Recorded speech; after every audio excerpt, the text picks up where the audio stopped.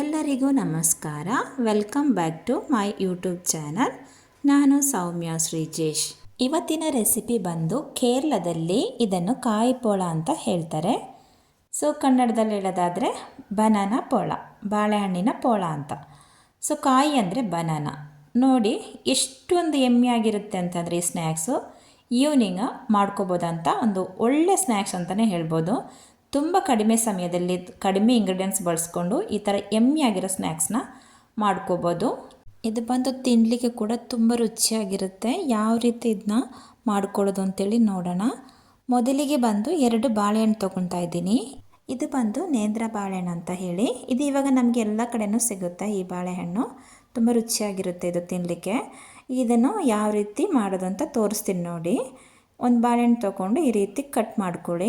ಇದನ್ನು ನಾವು ಫ್ರೈ ಮಾಡ್ಕೋಬೇಕು, ಅದಕ್ಕೆ ಇದನ್ನು ಈ ರೀತಿ ಸಣ್ಣದಾಗಿ ಕಟ್ ಮಾಡಬೇಕು. ಇದನ್ನು ಯಾವ ರೀತಿ ಕಟ್ ಮಾಡ್ಕೊಳ್ಳೋದು ಅಂತ ನೀವು ನೋಡ್ಕೊಳ್ಳಿ. ಈ ಥರ ಸ್ಕ್ವೇರ್ ಆಗಿ ಸಿಗಬೇಕು. ಸೊ ತುಂಬ ತೆಳ್ಳಗೆ ಕಟ್ ಮಾಡ್ಕೊಂಬೇಡಿ, ಈ ರೀತಿ ಆದರೆ ಸಾಕು. ನಾನು ತೋರಿಸ್ಕೊಡ್ತೀನಿ ನೋಡಿ. ಈ ರೀತಿ ಸಣ್ಣದಾಗಿ ಕಟ್ ಮಾಡ್ಕೊಳ್ಳಿ. ಒಂದು ಸ್ಕ್ವೇರ್ ಟೈಪಲ್ಲಿ ಅದು ಬರಬೇಕು. ಈ ರೀತಿ ಕಟ್ ಮಾಡ್ಕೊಳ್ಳಿ. ಈ ರೀತಿ ಕಟ್ ಮಾಡ್ಕೊಂಡೇ ಇದನ್ನ ಫ್ರೈ ಮಾಡಿಕೊಂಡ್ರೆ ಎಲ್ಲ ಈಕ್ವಲ್ ಆಗಿ ಫ್ರೈ ಆಗುತ್ತೆ. ಆದ್ದರಿಂದ ತುಂಬ ತೆಳ್ಳಗೆ ಮಾಡ್ಕೊಬೇಡಿ, ತುಂಬ ದಪ್ಪಕ್ಕೂ ಮಾಡ್ಕೋಬೇಡಿ. ಈ ರೀತಿ ಆದರೆ ಸಾಕು. ಅದಾದ ನಂತರ ನೀವು ಒಂದು ಪಾತ್ರೆನ ಇಟ್ಕೊಂಡು ಬಿಸಿ ಮಾಡ್ಕೊಳ್ಳಿ. ಅದಕ್ಕೆ 2 ಸ್ಪೂನ್ ತುಪ್ಪನ ನಾನು ಬಳಸ್ತಾ ಇದ್ದೀನಿ. 2 ಸ್ಪೂನ್ ತುಪ್ಪ ಹಾಕ್ಕೊಂಡು 2 ಸ್ಪೂನ್ ತುಪ್ಪ ಹಾಕ್ಕೊಂಡು ಅದಕ್ಕೆ ಗೋಡಂಬಿನ ಸೇರಿಸ್ತಾ ಇದ್ದೀನಿ. ನೋಡಿ ಎಲ್ಲ ನೋಡ್ತಾ ಇದ್ರಲ್ಲ, ಇಷ್ಟು ತೊಗೊಂಡ್ರೆ ಸಾಕು. ಸ್ವಲ್ಪ ಇದ್ರೂ ಸಾಕಾಗುತ್ತೆ, ಇದೊಂದು ಟೇಸ್ಟಿಗೋಸ್ಕರ. ಸೊ ಇದನ್ನು ಈ ಥರ ಡೀಪಾಗಿ ಫ್ರೈ ಮಾಡ್ಕೊಳ್ಳಿ. ಅದಾದಮೇಲೆ ಇದಕ್ಕೆ ಸ್ವಲ್ಪ ಒಣ ದ್ರಾಕ್ಷಿನ ಸೇರಿಸ್ತಾ ಇದ್ದೀನಿ. ಒಣ ದ್ರಾಕ್ಷಿ ಸೇರಿಸ್ಕೊಂಡು ಅದನ್ನು ಫ್ರೈ ಮಾಡ್ಕೊಳ್ಳಿ. ಇದು ಫ್ರೈ ಆದಮೇಲೆ ಇದನ್ನ ನೀವು ಇಷ್ಟಾದರೆ ಸಾಕು, ನಾವು ಸಾಧಾರಣ ಫ್ರೈ ಮಾಡ್ಕೊಳ್ಳೋಷ್ಟು ಫ್ರೈ ಮಾಡಿಕೊಂಡು ಅದನ್ನು ಒಂದು ಪಾತ್ರೆಗೆ ತೆಗೆದಿಟ್ಕೊಳ್ಳಿ. ಅದರಲ್ಲಿ ತುಪ್ಪ ಹಂಗೇ ಉಳಿಸ್ಕೊಬೇಕು ಪಾತ್ರದಲ್ಲಿ, ಅದಕ್ಕೋಸ್ಕರ. ಸೊ ಇದನ್ನು ಈ ರೀತಿ ಒಂದು ಪಾತ್ರದಲ್ಲಿ ಎತ್ತಿಟ್ಕೊಳ್ಳಿ. ಅದಾದಮೇಲೆ ಅದೇ ಪಾತ್ರದಲ್ಲಿ ನೀವು ಈ ಬಾಳೆಹಣ್ಣು ಫ್ರೈ ಮಾಡ್ಕೊಬೇಕಾಗತ್ತೆ. ಇಷ್ಟೇ ಸಾಕು ತುಪ್ಪ. ಸೊ ಇದರಲ್ಲೇ ನೀವು ಆ ಬಾಳೆಹಣ್ಣು ಹಾಕ್ಕೊಂಡು ಬಾಳೆಹಣ್ಣದೊಂದು ರೋ ಟೇಸ್ಟು ಹೋಗೋವರೆಗೂ ಫುಲ್ಲು ನೀಟಾಗಿಯೇ ಫ್ರೈ ಮಾಡ್ಕೊಬೇಕು. ಅದೊಂದು ಕಲರು ಚೇಂಜ್ ಆಗುತ್ತೆ. ಇವಾಗ ಒಂಥರ ಲೈಟ್ ಕಲರ್ ಇದೆಯಲ್ಲ, ಸ್ವಲ್ಪ ಡಾರ್ಕ್ ಕಲರ್ಗೆ ಚೇಂಜ್ ಆಗುತ್ತೆ. ಎಲ್ಲೋ ಡಾರ್ಕ್ ಆಗುತ್ತೆ ಮತ್ತು ಸ್ಮೆಲ್ಲು ಕೂಡ ತುಂಬ ಚೆನ್ನಾಗಿ ಬರುತ್ತಿರುತ್ತೆ. ಈ ತುಪ್ಪದಲ್ಲಿ ಬಾಳೆಹಣ್ಣು ಹುರಿತಾ ಇದ್ದರೆ ಅದ್ರ ಫ್ಲೇವರೇ ಬೇರೆ ಅನಿಸ್ಬಿಡುತ್ತೆ. ಅಷ್ಟೊಂದು ಟೇಸ್ಟ್ ಇರುತ್ತೆ. ನನಗೆ ಸುಮ್ಮನೆ ತಿನ್ಬೋದು ಈ ಥರ. ಈ ಬಾಳೆಹಣ್ಣೆ ಒಂಥರ ಟೇಸ್ಟ್ ಇರೋ ಬಾಳೆಹಣ್ಣು. ಸೊ ಈ ರೀತಿ ಆದರೆ ಸಾಕು. ಈ ರೀತಿ ಆದಮೇಲೆ ಇದನ್ನ ತಣ್ಣಗಾಗಲಿಕ್ಕೆ ಬಿಡಿ. ಮತ್ತೊಂದು ಪಾತ್ರೆಯನ್ನು ತಗೊಳ್ಳಿ. ಇದರ ಬ್ಯಾಟ್ರ್ ರೆಡಿ ಮಾಡ್ಕೊಬೇಕು. ಸೊ ಅದಕ್ಕೆ ನಾನು ಇಲ್ಲಿ 3 ಮೊಟ್ಟೆಯನ್ನು ಬಳಸ್ತಾ ಇದ್ದೀನಿ. ನೀವು 3 ಮೊಟ್ಟೆ ತಗೊಳ್ಳಿ. 2 ಬಾಳೆಹಣ್ಣಿಗೆ 3 ಮೊಟ್ಟೆ ಅಂತ ಹೇಳೋ ಅಳತೆ. ಸೊ 3 ಮೊಟ್ಟೆನ ತಗೊಳ್ಳಿ. ಅದಕ್ಕೆ ನೀವು 1 ಸ್ಪೂನು ಹಾಲಿನ ಹುಡಿ, ಮಿಲ್ಕ್ ಪೌಡ್ರ್, ಇದನ್ನು ಸೇರಿಸಲೇಬೇಕು, ಸ್ಕಿಪ್ ಮಾಡಬೇಡಿ. 1 ಸ್ಪೂನ್ ಮಿಲ್ಕ್ ಪೌಡ್ರನ್ನ ಆ್ಯಡ್ ಮಾಡ್ಕೊಳ್ಳಿ. ಅದಾದಮೇಲೆ ಇದಕ್ಕೆ 1 ರಿಂದ 2 ಸ್ಪೂನು ಹಾಲನ್ನು ಬಳಸ್ತಾ ಇದ್ದೀನಿ. ಅಷ್ಟೇ, ತುಂಬ ಹಾಕ್ಲಿಕ್ಕೆ ಹೋಗಬೇಡಿ. 1 ರಿಂದ 2 ಸ್ಪೂನು ಅಷ್ಟು ಸಾಕಾಗತ್ತೆ. ನೋಡ್ತಾ ಇದ್ರಲ್ಲ, ಸ್ವಲ್ಪನೇ ಹಾಲು ಅದನ್ನ ಹಾಕ್ಕೊಂಡು ಅದಕ್ಕೆ ನಾನಿಲ್ಲಿ ವನಿಲಾ ಎಸೆನ್ಸ್ನ ಯೂಸ್ ಮಾಡ್ತಾಯಿದ್ದೀನಿ. ವೈಟ್ ಕಲರ್ ಇದೆ ಇದು ವೈಟೇ ಬೇಕು ಅಂತೇನಿಲ್ಲ. ಸೊ ವನಿಲಾ ಎಸೆನ್ಸ್ ಇಲ್ಲ ಅಂತಂದರೆ ನೀವು ಏಲಕ್ಕಿನ ಪುಡಿ ಮಾಡ್ಕೊಂಡು ಹಾಕ್ಕೋಬೋದು. ಅದಾದಮೇಲೆ ಇದಕ್ಕೆ 3 ಸ್ಪೂನ್ ಸಕ್ಕರೆಯನ್ನು ಬಳಸ್ತಾ ಇದ್ದೀನಿ. ಸೊ 3 ಮೊಟ್ಟೆಗೆ 3 ಸ್ಪೂನ್ ಸಕ್ಕರೆ ಅಂತ ಹೇಳೋ ಅಳತೆಗೆ ನಾನು ಬಳಸ್ತಿದ್ದೀನಿ. ನಿಮಗೆ ಹೆಚ್ಚು ಕಡಿಮೆ ಮಾಡ್ಕೋಬೋದು. ಸ್ವೀಟ್ ಜಾಸ್ತಿ ಬೇಕಿದ್ದರೂ ಜಾಸ್ತಿನೇ ಹಾಕ್ಕೋಬೋದು. ಇಷ್ಟು ಸಾಕಾಗುತ್ತೆ.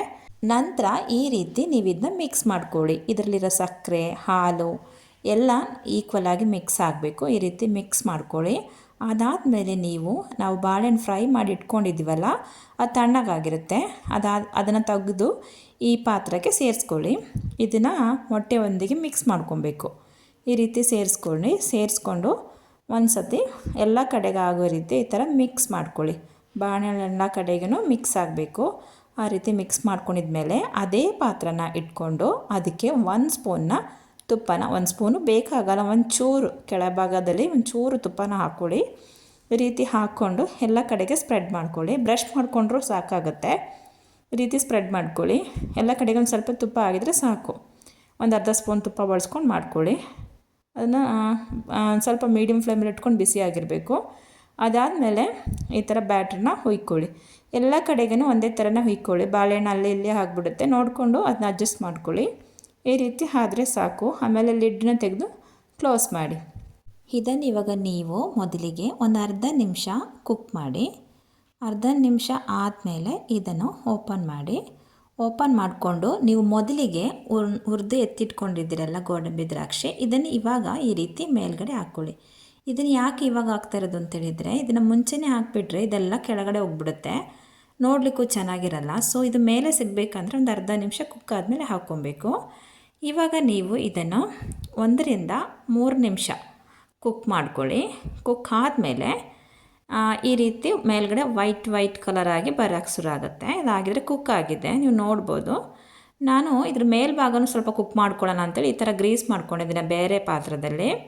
ಅದನ್ನು ನೀವು ಅದಕ್ಕೆ ಕವರ್ ಮಾಡಿಕೊಂಡು ಅದನ್ನು ಟರ್ನ್ ಮಾಡ್ಕೊಳ್ಳಿ. ಈ ರೀತಿ ಟರ್ನ್ ಮಾಡಿ, ಆವಾಗ ನಮಗೆ ಮೇಲ್ಭಾಗನೂ ಬೇಯಿಸ್ಕೊಬೋದಲ್ವಾ, ಬೆಂದಿರುತ್ತೆ ಅಂತೂ ಒಂದು ಸಲ ಬೇಯಿಸೋಣ ಅಂತ ನೋಡಿ ಎಷ್ಟು ಚೆನ್ನಾಗಿ ಬಂದಿದೆ ಅಲ್ವಾ. ಈ ರೀತಿ ಕುಕ್ ಆಗುತ್ತೆ. 3 ನಿಮಿಷ ಸಾಕು, ಬೇಗನೆ ಆಗೋಗುತ್ತೆ. ತುಂಬ ಲೋ ಫ್ಲೇಮಲ್ಲಿ ಇಟ್ಕೊಂಡು ಕುಕ್ ಮಾಡಬೇಕು. ಇದು ಬಂದು ಮೊಟ್ಟೆ ಆಗಿದ್ದರಿಂದ ಅಡಿಗೆ ಹಿಡಿದ್ಬಿಡುತ್ತೆ. ಆಮೇಲೆ ಈ ರೀತಿ ಕುಕ್ ಆಗಿರುತ್ತೆ. ಇದನ್ನು ನೀವು ಅರ್ಧ ನಿಮಿಷ ಕುಕ್ ಮಾಡ್ಕೊಳ್ಳಿ ಒಂದು ಸೈಡು. ಅದಾದಮೇಲೆ ಈ ರೀತಿ ಒಂದು ಪ್ಲೇಟ್ನ ಅದಕ್ಕೆ ಮುಚ್ಚಿ ಅದನ್ನು ಈ ರೀತಿ ತೆಗೀರಿ. ನೋಡ್ತಾ ಇದ್ದೀರಲ್ಲ ಎಷ್ಟು ಚೆನ್ನಾಗಿ ಬಂದಿದೆ ಅಂತೇಳಿ. ತುಂಬ ಎಮ್ಮಿ ಅಂದರೆ ತುಂಬ ಎಮ್ಮಿ. ನೀವು ಒಂದು ಸತಿ ಟ್ರೈ ಮಾಡಲೇಬೇಕು. ಇದಕ್ಕೆ ನಾನಿಲ್ಲಿ ಟೀನ ಇಡ್ತಾಯಿದ್ದೀನಿ. ನೋಡ್ತಾ ಇದ್ದೀರಲ್ಲ, ಒಂದು ಪಾತ್ರದಲ್ಲಿ 1 ಗ್ಲಾಸ್ ನೀರಿದೆ. ಇದು 1 ಗ್ಲಾಸ್ ನೀರಿಗೆ ಸ್ವಲ್ಪ ಟೀ ಪೌಡ್ರು ಮತ್ತು ಒಂದು ಸಣ್ಣ ಪೀಸು ಶುಂಠಿನ ಹಾಕ್ಕೊಂಡಿದ್ದೀನಿ. ಈ ರೀತಿ ನೀಟಾಗಿ ಕುದಿಸ್ಕೊಳ್ಳಿ. ತುಂಬ ಹೊತ್ತು ಕುದಿಸ್ಕೊಬೇಕು. ಇದು ಚೆನ್ನಾಗಿ ಡಿಕಾಷನ್ ಆಗಬೇಕು. ಇನ್ನೊಂದು ಸೈಡ್ ನಾನು ಮಿಲ್ಕನ್ನು ಆಲ್ರೆಡಿ ನಾನು ಕುದಿಸಿರೋ ಮಿಲ್ಕು ಒಂದು ಸ್ವಲ್ಪ ಬಿಸಿ ಆಗಲಿ ಅಂತೇಳಿ ಇಟ್ಟಿದ್ದೀನಿ. ಇಲ್ಲಿ ಮಿಲ್ಕ್ ಸಪ್ರೇಟು ಡಿಕಾಷನ್ ಸಪ್ರೇಟ್ ಮಾಡಿಕೊಂಡೆ ಮಿಕ್ಸ್ ಮಾಡ್ಕೊಳ್ಳೋದು. ಆವಾಗ ಟೀ ತುಂಬ ಟೇಸ್ಟಾಗಿ ಬರುತ್ತೆ. ನೀವು ನೋಡಿ ಬೇಕಾದರೆ ಈ ಥರ ಮಾಡಿ ನೋಡಿ, ತುಂಬ ಟೇಸ್ಟಾಗಿರುತ್ತೆ. ಅದಾದಮೇಲೆ ನಾನು ಅದನ್ನ ಪೀಸ್ ಮಾಡಿಕೊಂಡು ಈ ರೀತಿ ಸರ್ವ್ ಮಾಡ್ತಾಯಿದ್ದೀನಿ. ನಾನು ಮಿಲ್ಕ್ ಟೀ ಒಂದಿಗೆ ಸರ್ವ್ ಮಾಡ್ತಿದ್ದೀನಿ. ನಿಮಗೆ ಬ್ಲ್ಯಾಕ್ ಟೀ ಒಂದಿಗೂ ಸರ್ವ್ ಮಾಡ್ಬೋದು. ತುಂಬ ಟೇಸ್ಟಿ, ತುಂಬ ಡೆಲಿಷಿಯಸ್, ತುಂಬ ಈಸಿ ಕೂಡ, ತುಂಬ ಯಮ್ಮಿ ಕೂಡ. ನೀವು ಮಿಸ್ ಮಾಡದೆ ಇದನ್ನ ಟ್ರೈ ಮಾಡಿ ತಿಂದು ನೋಡಿ. ಅದಾದ ನಂತರ ನನಗೆ ಕಮೆಂಟ್ ಮಾಡಿ. ಹಾಗಿದ್ದರೆ ಮುಂದಿನ ಒಳ್ಳೆಯ ಒಂದು ರೆಸಿಪಿಯೊಂದಿಗೆ ಸಿಗೋಣ. ಅದರ್ ದೆನ್ ಸೌಮ್ಯ ಶ್ರೀಜೇಶ್.